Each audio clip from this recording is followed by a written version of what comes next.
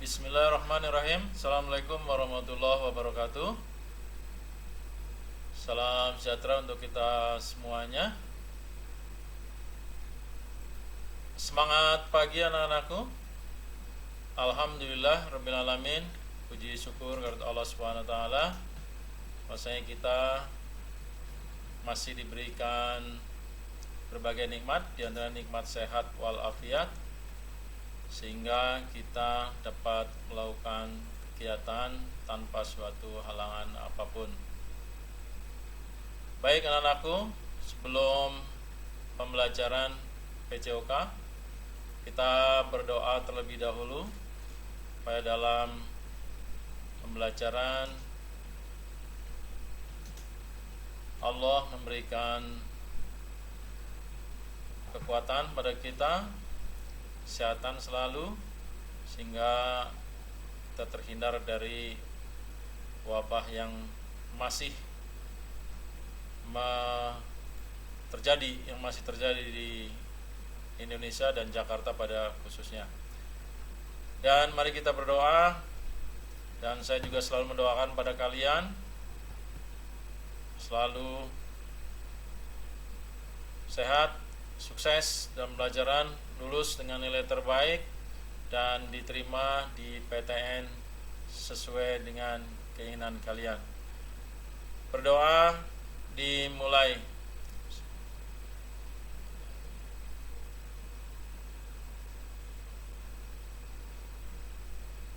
Selesai.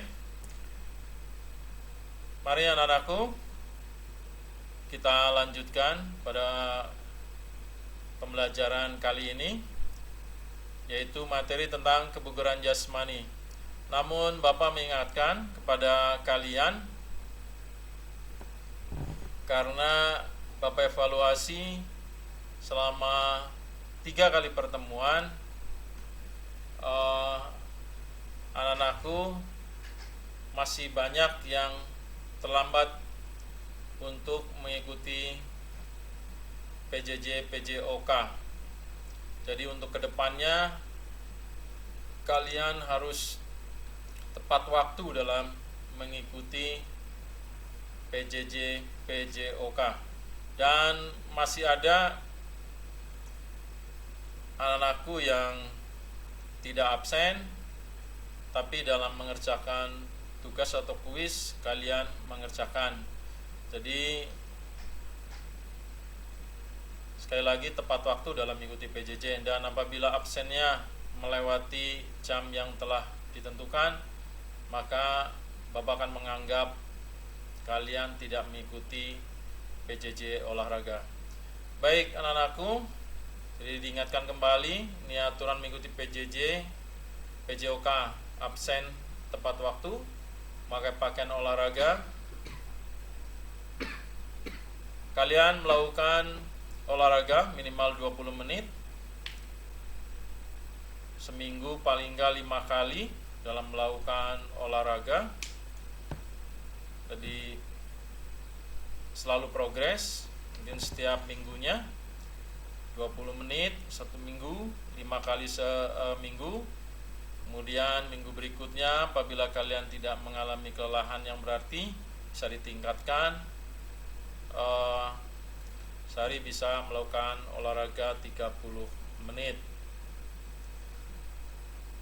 Apabila ada nanti diberikan tugas, kalian juga harus mengumpulkan tepat waktu, yaitu tugas nanti dikumpulkan ke ketua kelas masing-masing, kemudian ketua kelas baru mengirimkan tugas ke WA Bapak.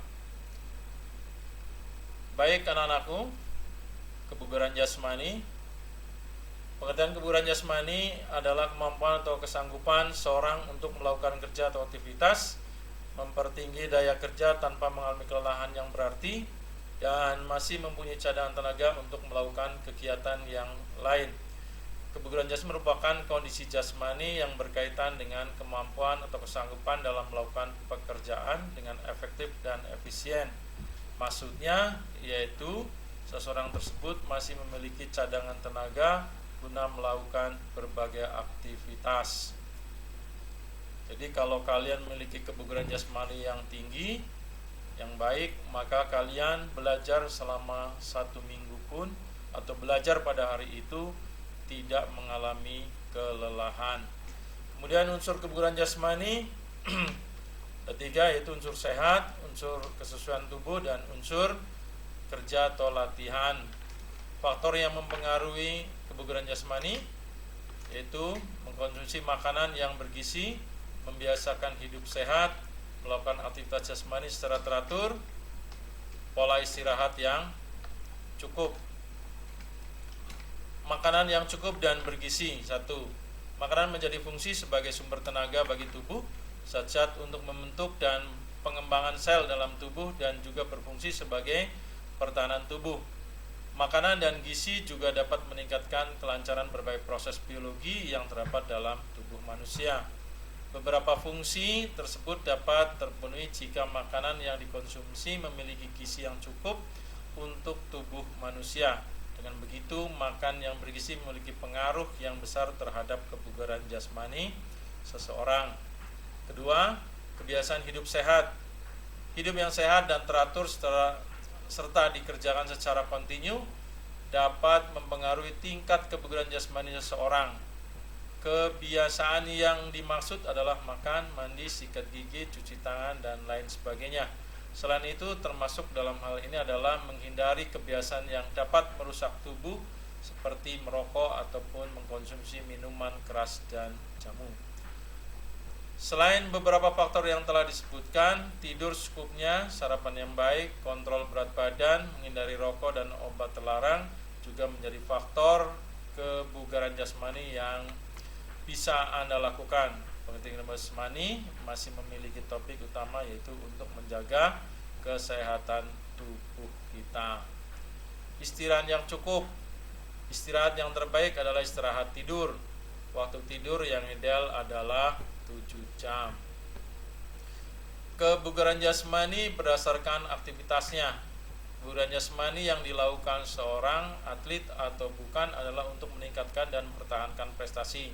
Kebugaran jasmani untuk pekerja kantoran adalah untuk meningkatkan produktivitas sebagai karyawan. Kebugaran jasmani untuk siswa atau pelajar adalah untuk meningkatkan kemampuan belajar. Hal tersebut dibedakan berdasarkan jenis pekerjaan atau aktivitas masing-masing.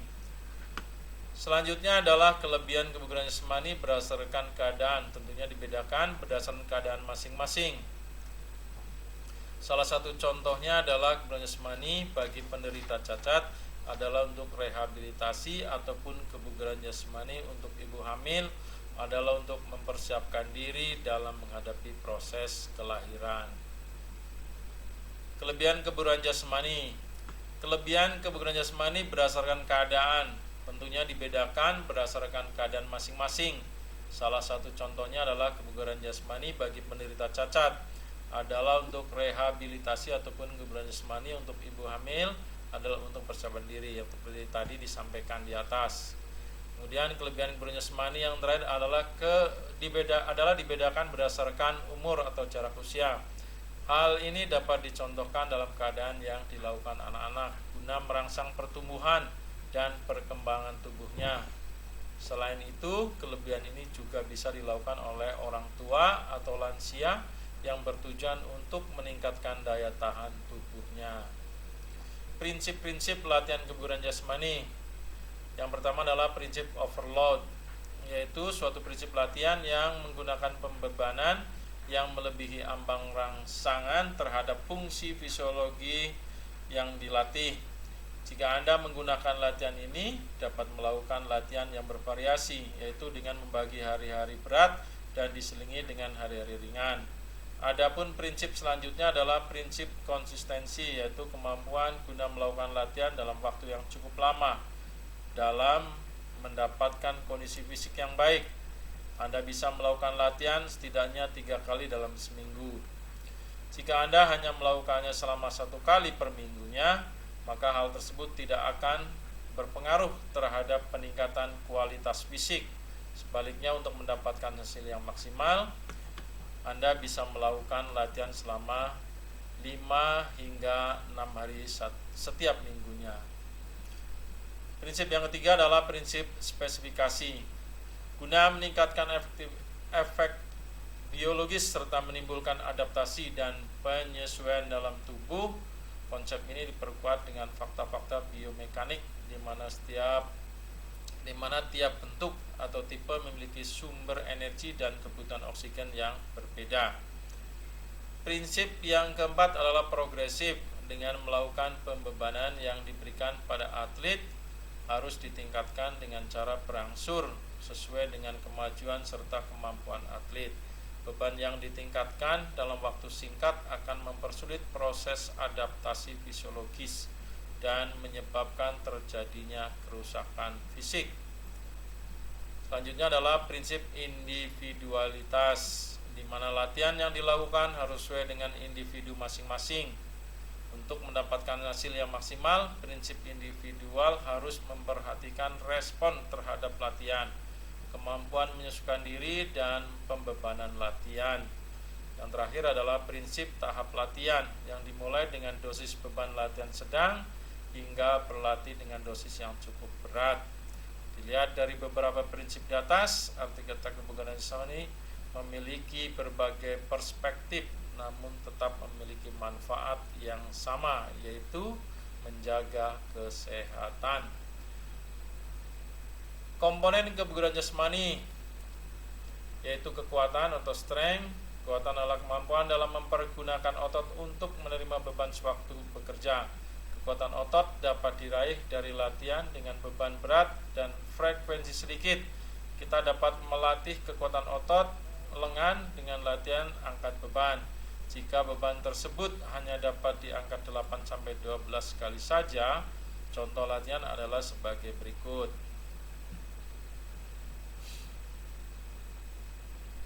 Squat jump, melatih kekuatan otot tungkai dan otot perut. Push up, melatih kekuatan otot lengan. Sit up, melatih kekuatan otot perut. Angkat beban, melatih kekuatan otot lengan. Back up, melatih kekuatan otot perut. Dan selanjutnya dalam PowerPoint ada daya tahan, endurance, bisa kalian baca sendiri. Ini adalah untuk daya tahan. Untuk bentuk latihan untuk daya tahan bisa lari 2,4 kilo, lari 12 menit, lari multi stage, angkat beban dengan berat yang ringan namun dengan repetisi dan set yang banyak, lari naik turun bukit. Kemudian daya otot atau muscular power, ini pengertiannya. Daya tahan otot adalah kemampuan seorang dalam mempergunakan kekuatan maksimal yang digerakkan dalam waktu sependek-pendeknya. Adapun latihannya, ini latihan dapat melatih daya ledak otot adalah latihan bersifat cepat atau berlangsung secepat mungkin. Contohnya vertical jump, front jump, side jump. Kemudian kecepatan merupakan kemampuan seorang untuk mengerjakan gerakan berkesinambungan dalam bentuk yang sama dengan waktu sesingkat-singkatnya. Misalnya lari 100 meter, 200 meter, dan sebagainya. Kemudian untuk melatih kecepatan bisa lari 50 meter, lari 100, lari 200 meter. Daya lentur atau flexibility. Daya lentur adalah efektivitas seorang dalam menyesuaikan diri untuk segala aktivitas dengan pengeluaran tubuh yang luas. Contoh latihan untuk flexibility yaitu adalah upper body flexibility exercise. Kalian bisa meliukkan badan ke samping, kanan, bawah, atas, dan sebagainya. Kemudian komponen berikutnya adalah kelincahan, agility. Kelincahan adalah kemampuan seorang mengubah posisi dari area tertentu, dari depan ke belakang, dari kiri ke kanan, dari samping ke depan. Ini adalah latihan kelincahan. Kemudian latihan untuk kelincahan bisa lari zigzag, lari bolak-balik 5 meter, lari bolak 10 meter, lari angka 8, dan sebagainya. Kemudian komponen berikutnya adalah koordinasi. Koordinasi adalah kemampuan seorang mengintegrasikan berbagai gerakan yang berbeda ke dalam pola gerak tunggal secara efektif. Contoh latihannya misalnya memantulkan bola tenis ke tembok dengan tangan kanan, kemudian menangkapnya lagi dengan tangan kiri, dan seterusnya. Ini kalian bisa baca di bawahnya bentuk-bentuk latihan untuk koordinasi. Kemudian komponen kebugaran jasmani berikutnya adalah keseimbangan atau balancing. Keseimbangan merupakan kemampuan seseorang mengendalikan organ-organ saraf, otot, sehingga dapat mengendalikan gerakan-gerakan dengan baik dan benar. Adapun contoh untuk latihannya, berjalan di atas balok kayu selebar 10 cm sepanjang 10 meter. Bisa berdiri dengan satu kaki jinjit, tubuh membentuk kapal-kapalan, sikap lilin, berdiri dengan tangan sebagai sandaran tubuh, dan sebagainya. Kemudian komponen berikutnya adalah ketepatan, akurasi. Ketepatan adalah kemampuan seseorang untuk mengendalikan gerak bebas terhadap suatu sasaran. Misalnya sepak bola dan bola basket merupakan olahraga yang membutuhkan ketepatan yang baik untuk memasukkan bola ke gawang atau ke keranjang. Kemudian bentuk latihannya bisa melempar bola tenis ke tembok. Sebelum tembok telah diberikan sasaran. Untuk lebih spesifik pada cabang olahraga basket, bisa latihan masukkan bola ke keranjang. Untuk sepak bola bisa menendang bola ke gawang. Kemudian reaksi adalah kemampuan seorang untuk segera bertindak secepatnya dalam menanggapi rangsangan yang ditimbulkan lewat indera. Contoh latihannya bisa menangkap bola tenis yang dilempar ke kanan dan ke kiri oleh orang lain dan kamu menangkapnya. Kemudian manfaat kebugaran jasmani. Berikut ini merupakan manfaat yang diperoleh dari kebugaran jasmani, yang diantaranya yaitu meningkatkan sirkulasi darah dan sistem kerja jantung, meningkatkan stamina dan kekuatan tubuh sehingga tubuh menjadi lebih energik, dan seterusnya. Kalian bisa baca di PowerPoint ini. Dan ini adalah video untuk salah satu video latihan kebugaran jasmani. Bisa nanti kalian putar, kemudian kalian nanti ini ada bentuk-bentuk latihan komponen kebugaran jasmani yang tadi Bapak sampaikan di atas. Ini adalah nanti video-videonya. Kemudian ini ada gini, ini dihapus.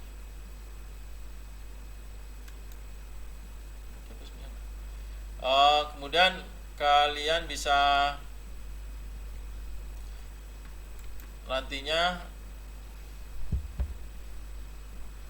membuat program kebugaran jasmani selama 1 minggu atau 5 kali dalam seminggu, atau 6 hari dalam 1 minggu untuk program kebugaran jasmani. Kalian bisa lakukan misalnya di hari Senin, misalnya kalian melakukan latihan olahraga kebugaran jasmani. Nanti apa saja kalian bisa